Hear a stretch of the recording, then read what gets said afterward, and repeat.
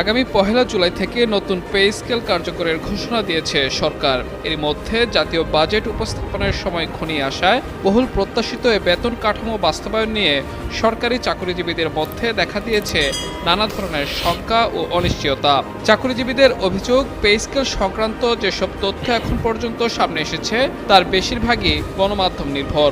এ বিষয়ে সরকার, অর্থ মন্ত্রণালয় কিংবা সংশ্লিষ্ট নীতি নির্ধারকদের পক্ষ থেকে এখনও স্পষ্ট কোনো দিক নির্দেশনা দেওয়া হয়নি।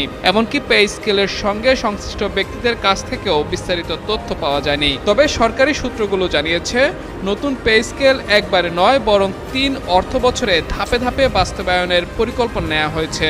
এই পরিকল্পনা অনুযায়ী আগামী জুলাই থেকে সরকারি চাকরিজীবীরা নতুন বেসিক বেতনের ৫০% সুবিধা পাবেন। পরবর্তী অর্থবছরে বাকি ৫০% বেসিক বেতন কার্যকর করা হবে। এছাড়া ২০২৮-২৯ অর্থবছরে নতুন পে স্কেলের আওতায় নির্ধারিত বিভিন্ন ভাতা, সুযোগ সুবিধা ও অন্যান্য আর্থিক সুবিধা পর্যায়ক্রমে চালু করা হবে বলে সংশ্লিষ্ট সূত্রে জানা গেছে। এদিকে আগামী ৭ জুন ত্রয়োদশ জাতীয় সংসদের ত্রয়োদশ অধিবেশনের বাজেট অধিবেশন শুরু হতে যাচ্ছে। এরপর ১১ জুন অর্থ ও পরিকল্পনা মন্ত্রী আমির খসরু মাহমুদ চৌধুরী ২০২৬-২৭ অর্থবছরের জাতীয় বাজেট উপস্থাপন করবেন। সংশ্লিষ্টদের মতে সেদিনই নতুন পে স্কেলের জন্য সম্ভাব্য বরাদ্দ ও বাস্তবায়ন পরিকল্পনা সম্পর্কে স্পষ্ট ধারণা পাওয়া যাবে।